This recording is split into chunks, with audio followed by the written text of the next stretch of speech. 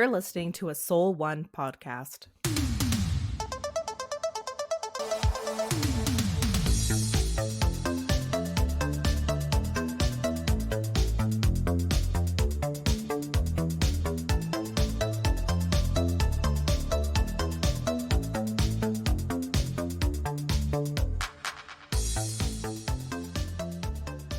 Okay, now what I was saying about Tom Holland.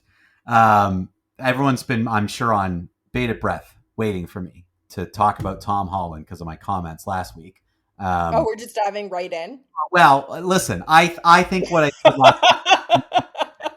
lot of big fans out there of a lot of people, and I think Tom Holland has a lot of fans. And I kind of came to realize last week I said something kind of alluding to a negative comment. So I feel like Controversial. Yeah, I feel like I should just dive right into my Odyssey review so people can understand what I'm gonna say. Oh, I already can expect the discourse has been. Okay. It's not just Tom Holland though. Well, I gotta say, Taylor, I got some qualms with the discourse. You can't see me, but I'm shaking my finger. I don't agree with all the discourse out there, and there were so many things that were said, Taylor, that you and I read, and we were like, wow, people are really upset about these things, and so many of them were wrong. Oh, they all had to crow. There was a lot of so full disclosure, I have not seen the Odyssey, but Right. As you know, who's chronically online, I see all the discourse. Oh, you see everything. You know, within like a day of it being aired, people were like, oh, you know, we were really upset about this and that, and that person only had 5 minutes of screen time. And the other person wasn't even the character we were upset about. It's so funny how people shrink back into their little holes. I know, they're like, it was actually really good. Yeah. Nuts. I've even seen some like because as I've talked about before on the show, my algorithm is quite diverse because of my interests. So I would say that I get like a pretty wide swath. Like I don't think the algorithm has been able to figure me out yet. So I get some like, you know, some conservative news outlets and then some liberal, whatever you want to call it, right? Like on the spectrum. So I get to see the whole discourse. I love it. I get to see all of it. And there were some platforms that I was like surprised that they're like, oh yeah, we were like worried about all these things, but like it turns out like the movie was actually really good. Yeah. Talk about backpedaling, like okay. And like no, but you notice how the backpedaling never comes with a public apology that would equal the wrath of what, you know, the language they used before. Like that's the thing I have a problem with. Speculation on movies is what you and I do, Taylor. We speculate and we talk about it, but we don't sit here and necessarily prejudge a movie. And even if we do, we often then go see it. I mean, you and I talked a lot about The Joker 2, and we bashed it. But what did you and I do? We went to see it. And then we continued to bash it. Yeah, we continued with full knowledge and consent. That's right. But I bet you, if we went to something and we wanted to talk about it and we were wrong, we would just say, "Hey, I was wrong. I shouldn't have prejudged that. I was incorrect. Here's what I think." And I just think, it's funny how people are just not willing to say they're wrong. They're just like, "Well, I got, you know, that wasn't what it was. It made it seem like it was this, or I was tricked by this." Whatever. No. You're wrong. You prejudged something. You jumped on some sort of bandwagon. You didn't do your due diligence. Go see the movie and then complain about it if you want to. What is so fascinating to me, and we will get back to the Tom Holland. Yes, we will. Yeah. What is so fascinating to me, and it's people aren't using this exact language, but like because of the different voices that I read and hear on the internet, you got some people saying that this movie is woke, and then you got another camp saying this movie, the people who were worried that this movie was going to be woke is now saying Christopher Nolan is a champion of the anti-woke.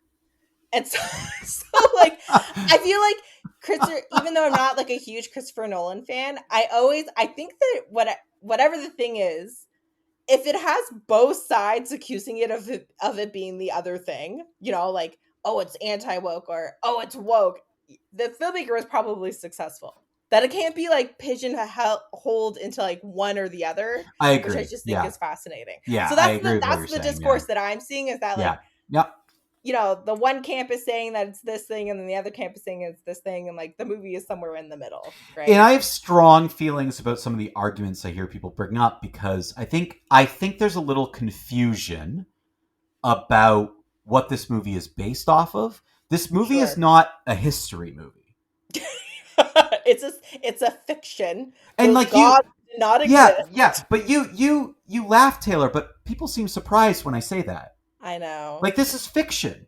It's based on a fantasy poem and collection of poems and story, like and song. Elon Musk, have you seen the headlines about how Elon Musk is going to fund a like completely quote unquote historical accurate version with Greek actors? Right. So it's not it's not history. You can't be historically accurate. And you know what's one of the really interesting things is, I was listening to a podcast, Stephen Fry. Do you know who that is, Taylor? Kind of a history guy, but also does some comedy, some acting. Yeah, didn't he write the Mission Impossible movies? Did he? Oh, now I'm thinking. Did Stephen Fry write? I'm thinking of a different actor, I think. Okay, Stephen Fry is kind of a more intellectual. Now I see. Okay. Yes, I've just who that is. He's a British talking head type guy. Yes. He's a big historian. I think that's what he went to school for. And so he went on a podcast and talked about how they wouldn't even be speaking Greek, depending upon like who these particular people are. Like, there's such a, because of where it happened in history and because of this time. He's like, it's like it would have been a dead language that none of us can speak. And where Troy, in theory, is located, again, would have been, he kind of goes through and walks through all these things where like, oh, there were cities called Troy, but there were 7 of them. And Homer, this writer who did exist, is writing a fantasy tale. Yes, there was something called the Trojan War, but none of these people existed. None of these they're characters, like the offspring of gods, aren't they? That's a lot. Yeah, some of them are, and that's the thing. Like, even for the time, Homer's writing about these gods that a lot of people didn't believe in anymore by this point. Like, and it's a fantasy movie. It would be like 4,000 years from now, people being like remaking Harry Potter and being like, we have to make Harry Potter historically accurate. Yeah, it's set in Britain. We got to make it historically accurate. No, and that's the thing that I think people get wrong, is that this is the thing about the Odyssey. Any human being could play any role in this kind of movie, because like it's not. That's right. Thank you for saying it. It's exactly like Shakespeare. It's not set in a time that was ever really real. Yes, there were things that were historically taken from. Yes, there's an era it's touching upon. But just like Shakespeare, it's fantasy and fiction. The Odyssey is a fantasy movie, just like Neverending Story or Star Wars. But it's just based on something that, yes, kind of existed. A timeline, a time period that did indeed exist, with costumes of a time period that people did wear, but nothing else other than that is real. It's just basically a kind of a period piece, but based on nothing, based on fiction. So that's the first thing when people bring in the history argument and historically accurate. It's not history.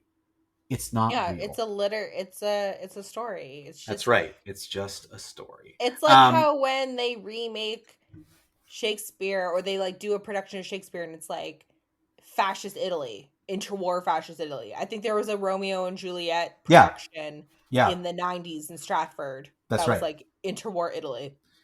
That is to me basically what, not what it was made for, because I'm sure back in Shakespeare's time it was more attuned to his time period in terms of their costuming, but he wrote them to be very universal stories, and that's why they've stood the test of time.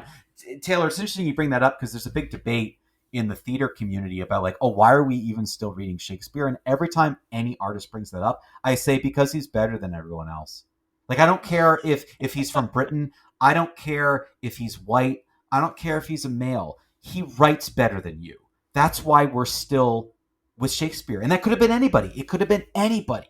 but it Well, happened to be Shakespeare. that's the case with Homer and the Odyssey. This isn't the first adaptation of the No, Odyssey. and we're still adapting it because it is an excellent story with really intriguing characters that you can do whatever you want with. Yes, guess what? Lupita Nyong'o can play Helen of Troy. Absolutely. 100%. And she does a great job. Do you want to know why? She's a great actor. she kills all the parts she's in because she's really good. That's right. Yeah. She fits that character very well. Like, what's the problem? So anyway, I want to get into this Tom Holland thing, into my review. Because the first thing I'm going to say about the Odyssey is, I did really enjoy it. I thought it was extremely well done. People are saying this is the best Christopher Nolan has ever done. I think it's up there. I really do. I think it's a fantastic movie. It's well shot. It's well structured. It doesn't really lag for being as long as it is. It feels like, and I know, Taylor, I know you said you're not interested in this movie. I do have to sell you on a couple things though with this. There's a few moments that I agree to you as a person. I don't think it's for you. There's a few moments where I don't think Taylor would like that. But after seeing this movie, I think this is as close as we're going to get to a 10 Commandments style movie being made again. That you know I've talked about that a lot, where we want that long epic, like those Bible epics were so captivating. Beautiful cinematography. That's right. Beautiful, amazing locations. Interesting characters. People in the cast. That's right. All giving it their all, and not a weak link in the bunch. Right? Like, that's the 10 Commandments. Every moment, not a weak link in the bunch. It's so well done, so lived in, creates this really interesting world that we're fascinated by. The Odyssey did this. It is the best way I can describe it is a long epic with so many characters in it, played by so many fantastic actors, all of them giving it their all, where you just like every scene, you're just like, I don't know, you have me. I don't care if you're Matt Damon and you're famous. I see this great actor. I don't see Matt Damon. Like, yes, you see him. You know he's there, but it doesn't bother you. Because it's just like, you're giving it your all. You're like just giving everything you have. The cliche phrase, but it's true. He disappears into the character. Matt Damon is perfect in this film. And that's not a word I toss around lightly. I'm very critical on acting. I talk about it a lot. You and I both go back and forth on the show a lot with our critiques of people's performances. Matt Damon is perfect in this movie. I don't think I have a problem with that Matt Damon. No, I don't either. More famous. You know, the interesting thing about Matt Damon, he's one of those people that every time I see a movie that Matt Damon is in, I'm like, oh, it's just going to be Matt Damon. Like, that's what it's going to be. He's just going to be Matt Damon. But then I always leave being like, yo, he's great. Like, every time. There's something about him that I just can't get over, that he's Matt Damon. But then every time I leave, it's like, oh, he was perfect. Great performance. Like, well done. You'd think he should be more famous than Ben Affleck. But it's because Ben Affleck directs, maybe? And that's the thing. Like, Ben Affleck has done a lot more directing, and he's not been nominated for more Oscars because of it. I think Ben Affleck is still the more recognizable face. Like, that's interesting debate. But I think I would still think I think Ben Affleck's more popular and more famous. Right. I would think. But Matt Damon, excellent in this movie. I just can't. Anne Hathaway. Allegedly, Mike, not Christopher Nolan's first choice. Well, I mean, then sometimes your second choice ends up working out for you, because I don't know what, like, he knocked it out of the park. I don't know how else to kind of say it. Like, he was just amazing. Anne Hathaway, every scene she was in, incredible. Just completely stole every moment that she was in. I heard that people didn't like her performance. Well, and I as someone who says art is all about your interpretation and there's no right or wrong, you're wrong. You are absolutely wrong.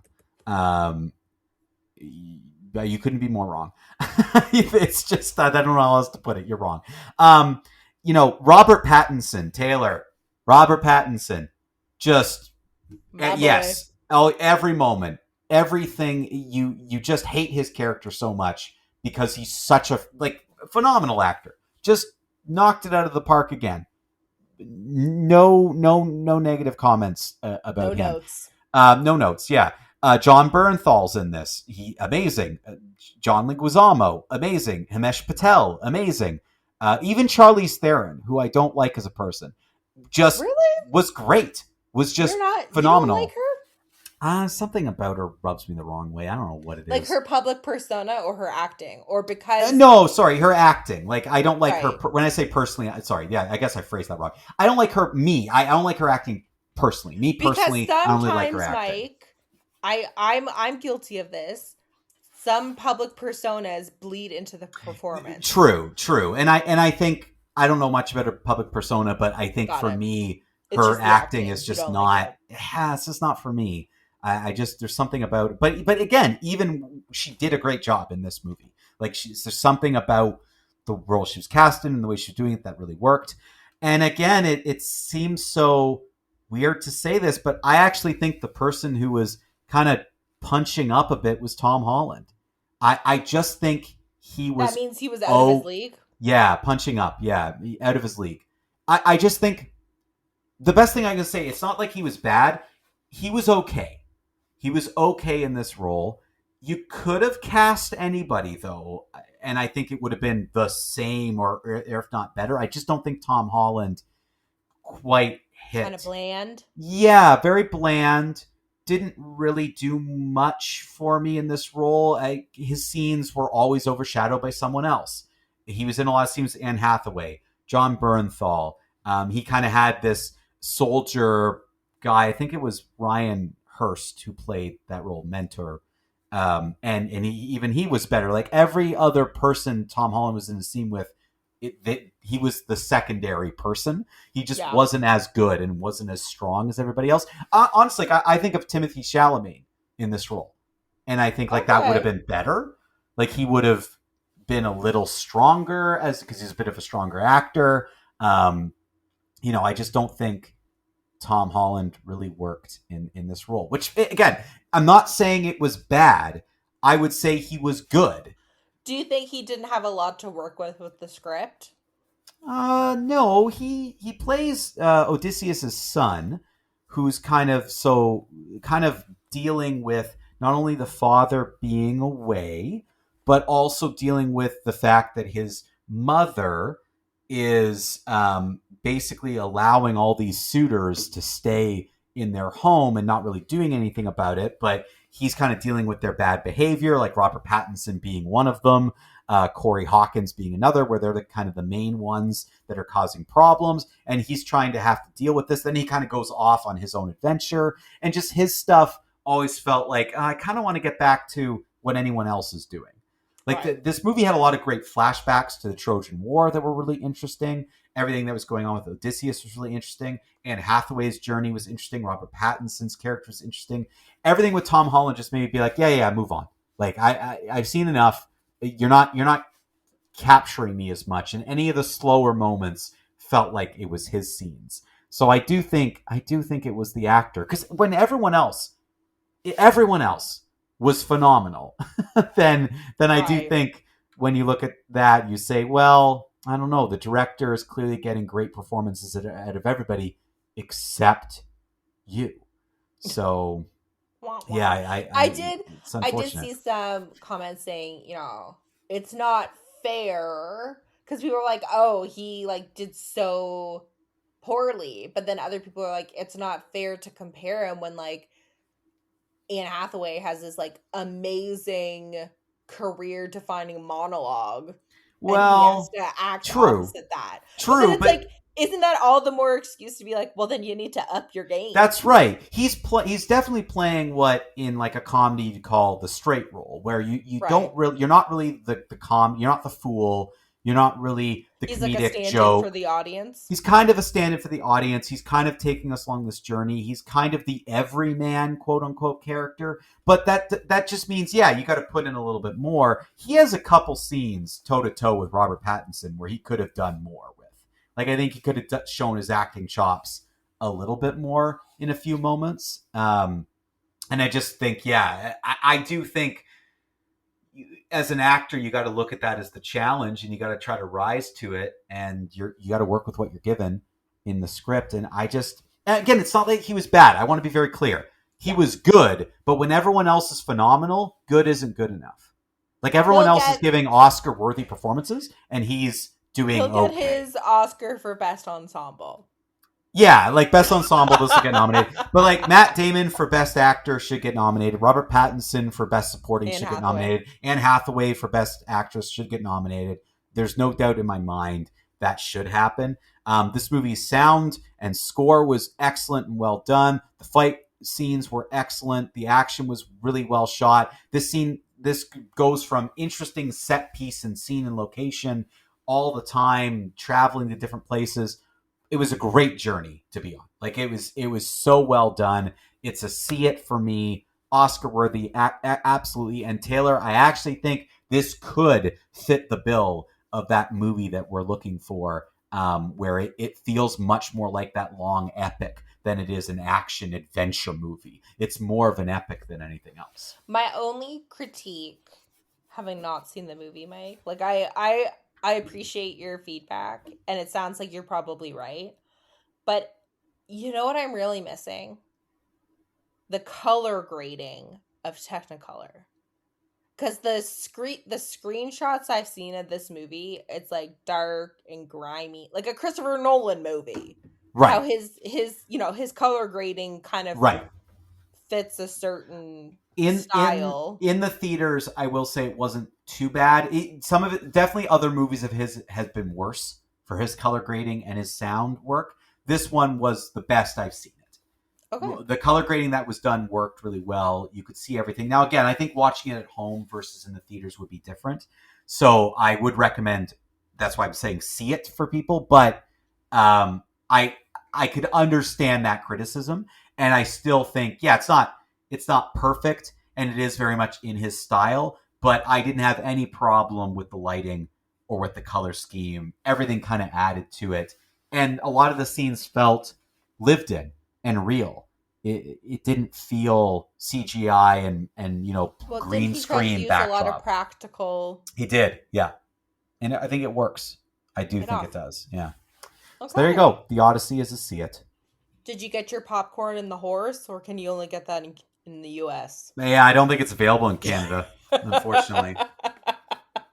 It's a weird. I understand what they're going for it, but the popcorn comes out of the horse's belly, because I guess that's like how the soldiers would have come out. Yes, that's how the soldiers exit. That looks like style over functionality. I don't really like. No, I don't think we can get any of that. Unfortunately, in Canada. The U.S. has gone too far with their popcorn buckets. Yeah, they really go. They really, really go far with that. Yeah. I saw Ready or Not 2, Here I Come. This was released in the winter time. It came out in March 27th. Ooh, I can't do numbers. But it just came out on streaming just a couple weeks ago. Maybe in July, I think it came to streaming. I watched it on Disney Plus. This is the sequel to Ready or Not. Mike, do you remember that movie? Yes. It came out in, if you can believe it, because I just had to check, 2019. Okay, that I wouldn't have said. I would have said it was later. 2 years ago. Yeah, that's what I would have said. Yes, this is the one where she marries into the family that's obsessed with games, and they play a game of hide and seek, and they have to try to kill her. That's really, you're really doing a good job of not exposing the twist in Ready or Not. It's going to be tough to talk about Ready or Not 2 because of the twist in the first movie, because this movie is really premised on... Yeah. My feelings on that are the movies from 2019. The movies from 2019. So I think if people are worried about that, they would have seen it by now. And I think, to me, you should have free reign to talk about it and give spoilers. Okay. So the first movie, Mike is right. This Samara Weaving, she plays the lead. I believe her name is Grace. Yep. Grace, wow, she's got I'm looking at a picture on our Wikipedia. That does not look like her. She's one of those actresses that's a bit of a chameleon. So anyway, Samara Weaving's character Grace in the first movie, Mike is exactly right. It's her wedding day. And she's married into this uber ultra wealthy family. And on the wedding night, when you marry into this family, you have to play a game. And you find out that the game is essentially a ritual for a devil cult that makes the family wealthy. That's the twist. It's very very quickly into the movie that the game is, it's hide and seek, and she has to hide, and the family essentially needs to find her and kill her. But if my memory is correct, Mike, I don't think you find out why they're trying to kill her until the end of the movie. Oh no, it just seems like they're being weird and you don't really know why. Because she even thinks it's a joke at the beginning. Like it's kind of set up in a way where it's very, even for her, she didn't really expect this and she thought it was a joke. Yeah. So I remember really liking Ready or Not, the first one. That being said, it came out in 2019. I haven't rewatched it, and I didn't rewatch it going into this one, so I don't remember all of the details. However, this is a very good sequel in the sense that it catches you up, so you don't have to rewatch the first one. I think you could even get away with not watching the first one at all. Oh, really? You could skip the first one. It gives That's a surprise. Just enough knowledge from the first movie without getting too bogged down in flashbacks. There's a little bit of flashback, but then a lot of the explanation comes because her sister is introduced in this movie, played by Catherine Newton. Mm-hmm. Yeah. Are you familiar with this actress? Yeah, she's been in a couple different things now. But like she's been in a couple, like she was in Lisa Frankenstein. Yeah, Lisa Frankenstein, and then she did one Marvel movie. But she was in something else before the Marvel movie that made her kind of famous. Pokemon Detective Pikachu. Yeah, that was it. I liked that one. Yeah, that was it. Ant-Man. Detective Pikachu. Yeah.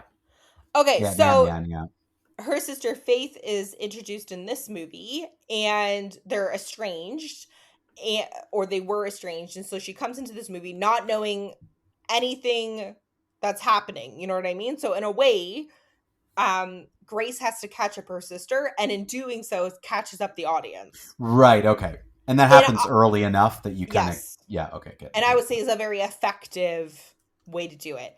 And essentially, the premise of this movie is that because of the way that the game ended in the first movie, it's triggered other events, and now more of these wealthy families that are a part of the same cult as the first movie are essentially vying for power, I guess you could say. You don't know, you kind of find out as the movie's going on why they're doing what they're doing, in the same way in the first movie is you don't know all of the details, but you're learning them as Grace's character is learning it. So all you know is essentially it's Ready or Not 2, here I come. She's thrown into another game of hide and seek, and she even says, like, at some point, like, I can't believe this is happening again, or here we go, you know what I mean, like, kind of tongue-in-cheek, doing, like, rehashing the old plot.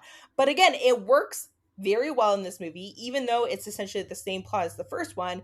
It's bigger now, on a bigger scale. She has her sister kind of tagging along with her, and it just works for me. It is like the first one, it's a horror comedy, so like it's tongue-in-cheek, it's fun. It is kind of gruesome, because again, it's the most dangerous game, is that what it's called, when rich people are hunting hunting for sport. So like you can't expect there is going to be some gruesomeness, like it's the type of movie where like they're kind of going for like quote unquote cool kills, you know what I mean? But right, it's because it's a horror comedy, it's tongue-in-cheek, and so I'm able to stomach this movie quite well. Like, I didn't find it too gory or anything, and the kills on purpose are supposed to be a little bit cheeky. So this movie had Sarah Michelle Gellar, it had Elijah Wood, it interestingly had David Cronenberg. I've never seen him act in anything. Have you? David Cronenberg? The No. Canadian body That's like horror director. yeah, like a So director. I don't know if he's friends with the director or the writer or what, but I thought that was kind of interesting that David Cronenberg makes a little bit of an appearance. Those would be the big names. Elijah Wood is really great as the lawyer. Sarah Michelle Gellar is fun. Her twin is played by Sean Wayne Odyssey. Hmm. I'm not, his face was familiar, but that name's not familiar to me. Um, and so yeah, the movie just plays out with the two sisters, essentially playing a second game of hide and seek and trying to make it till dawn. This movie was just over an hour and a half. Um, it was a lot of fun, Mike. I think it was a very good sequel. I think it captured the essence of the first one. Like I said, I didn't feel bogged down. It didn't really feel like a rehash, even though it had a similar plot. Um, it just really worked for me. I had a fun time. To me, this is a see it. Like Uh, this would have been a fun movie theater movie. yeah. It's I'm kind of surprised it came in March. I think it would have probably been a better late summer, early fall movie. I wonder if it just kind of got bogged down in release. It seems like a weird time to release it. I just looked up that actor. Yeah, he does look really familiar, but I don't I know. recognize anything he's been in, I so I know don't know I why. wonder if he just kind of has um One of those like recognizable faces. yeah, I don't know. Um yeah, not much more to say. I think if you liked the first one, yeah, it really worked for me, Mike. Yeah. No, I mean, I think the first one, I remember enjoying it. I thought it was fun. It was a bit of a twist on something that you've seen before, but good, well directed, good acting. Like it was good. So it was a lot of fun. So that does not surprise me that they would follow up, because sometimes they hit on these horror movies and they give you something a little bit unique, even though you think you've seen something similar before. So yeah, it's pretty good. Oh, I'm looking now, Mike, just to see like how is it received, and I feel bad for the filmmakers. It was released alongside Project Hail Mary. Oh, see, So that's why it kind that's of, why it kind of was under the radar here, because yeah, you're not going to compete with that. and here's a quote from a film reviewer, being like, "Oh, I'm really surprised that it didn't do well." And he says it could be as simple as the sequel's core 18 to 34-year-old audience was buying tickets to Project Hail Mary. Yeah, And that's exactly what happened to me. I saw yeah, Project Hail Mary in theaters. yeah. So, very interesting. Well, Mike, I didn't get to finish my car story from last week. Yes, And so yeah. speaking of Continue. sequels, Yeah. so I sequels are such a funny thing, and like franchises are such a funny thing to me. Like, I think Nicole and I had a question about when you were off about franchise movies, like what could be a franchise movie that could like stand alone, or like what makes a good franchise movie, what makes a poor one, Oh, okay. something along those lines. So like it is an interesting thought experiment to think about, like, what movies would you keep in a franchise, what would you axe, whatever. So George is now of an age where we're watching a little bit more movies. We don't watch like a ton of movies, but like we'll put on like an hour of a movie or whatever. So he watched Cars. He might have watched Cars before we went on hiatus, and I kind of dropped in and out. Dan was like, "Wow, that movie was a lot better than I thought it would be." And I'm like, "Yeah, yeah, it was all right." It's a movie about cars. So believe it or not, Mike, the original Cars movie came out 20 years ago. Wow. So, even though that was a long time ago, it came out when we were teens. So this wasn't a movie that I watched the first time around. Like this wasn't like a kind of like a Toy Story, like, like of our generation, I guess you could say. So I'm experiencing Cars for the first time with George. So we watched the first one. Apparently, it's like a very well received Pixar movie. Like people really like it. I'm like it's a Cars movie. Of course it's going to appeal to kids. Like kids love Hot Wheels. Like, George loves Hot Wheels. Obviously, it's good. But anyways, apparently it's highly regarded. So then we watched the second movie, Cars 2. I don't even think it has a second name. It's just Cars 2. And this movie is completely different than the first. It's all the same same characters, but in terms of plot, like, it goes like in a completely different direction. Mike, have you seen any of the Cars movies? I don't think so. I think this is the one that kind of was past me seeing these movies, like being Right. interested in seeing them. Yeah.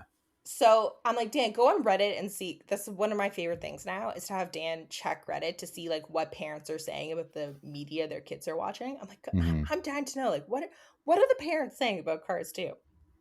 Mike, apparently this is very contentious in the Cars fandom. Okay? Apparently the second Cars movie was critically panned and hated by the audience. They're Wow. like, this is the worst installment of the franchise. Like, Cars 3 is the perfect spiritual successor to Car 1. Like, it is the perfect sequel. You need to completely forget about the second one. If anything, it's a spin-off. And and like, they're like, as a spin-off, it's fine, but it's not. It shouldn't be called Cars 2. Wow. So my God, sorry, I did that. Dan and I are like, we're gobsmacked because we're like, the second one might be better than the first one. Really?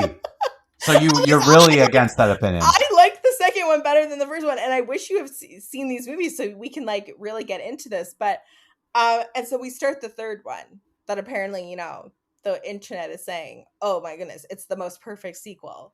You know, they weren't comparing it to Paddington 2, but the way that Dan's describing this is it seems like it's in Paddington 2 territory, which, as longtime listeners of the show will know, Paddington 2 is considered one of the best sequels ever made. Might even be better than the first. Yeah, Paddington that's movies. what people say.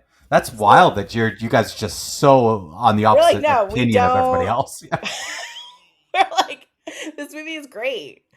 Wow. And then we're watching the third one and we're like, this isn't good. Let me guess, everyone loves it. Yes! Yeah. People are like, this is the best sequel in the world. So we haven't finished Cars 3 yet. We're an hour in. We'll probably finish this weekend with George. George obviously doesn't care. He's been playing Cars all week. You're going to have to update us next week then on how the progression of the Cars movies go for your family. And interestingly, as I'm watching this, I was dying. I almost texted you. Guess who? This is like a callback to our pre-records in July about how we kind of ended things. Guess who's voicing the young up and coming car in Cars 3? Who the voice is? This goes back. I don't know. The young voice. Well, this movie probably came out in like 2020. I'm not sure the exact. Yeah, I don't know who it would be. Armie Hammer. It's Armie Hammer? Yes! Wow. So Cars 3 came in 2017, and Armie Hammer plays Jackson Storm, which is kind of like the young hotshot car that Owen Wilson's Lightning McQueen has to like learn how to. So it's almost like an anti-AI movie before there was AI. So like this new generation of race cars are using technology to like they're like calculating the speed and like the friction and how fast you have to. They're using technology essentially to beat, like, outperform everyone. Yeah. And then Owen Wilson's car, Lightning McQueen, is like an old school racer who just like raced the car. You know what I mean? So like the premise of the movie is he's gonna have one last season and he doesn't want to retire just because the young cars are pushing him out. But when I found out Armie Hammer was playing the voice, I thought that was hilarious because we ended our July episodes talking about how Armie Hammer's trying to make a comeback and he's in a really controversial movie. So this is like, I would say, peak Armie Hammer 2017. Right. This is way before anything happened. All of the controversy. Yeah. So anyways, I'm really seeped in the Cars franchise right now. I never saw myself. Dan keeps saying like, oh wow, you're really in your boy mom era. Because I never in a million years thought I'd be Yeah. watching the Cars movies. Wow. And like See, then have you're gonna- invested you're- interest. Yeah, well, you're going to have to keep us updated because I'd love to see now the progression of all these Cars movies and what it means and what the over. You're going to have to do a ranking. I'm gonna have to, and apparently there's TV shows, Mike, like tie-in TV really? shows. So I'm gonna have to. This is my Marvel now. This is your Marvel. There's a whole universe of Cars out there. You have to check it out. Well, there you go. And Mike, one last thing. Did you know there's spin-offs, airplanes? Oh, no, I didn't know that. Also considered in the Cars universe, but they're airplanes, and they do search and rescue. There you go.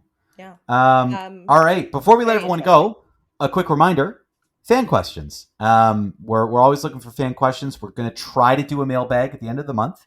So if you want to get your fan questions in, you can visit soul1arts.ca. Just go to the podcast tab, fill out the form. It's that easy. Taylor, we love our fan questions. So we want to hear from people. Go see some movies. Thank you for listening to You Had Me at Skip It, a Soul One Arts Inc. podcast. This podcast is produced by Mike Shepard and Austin Spinner Summer.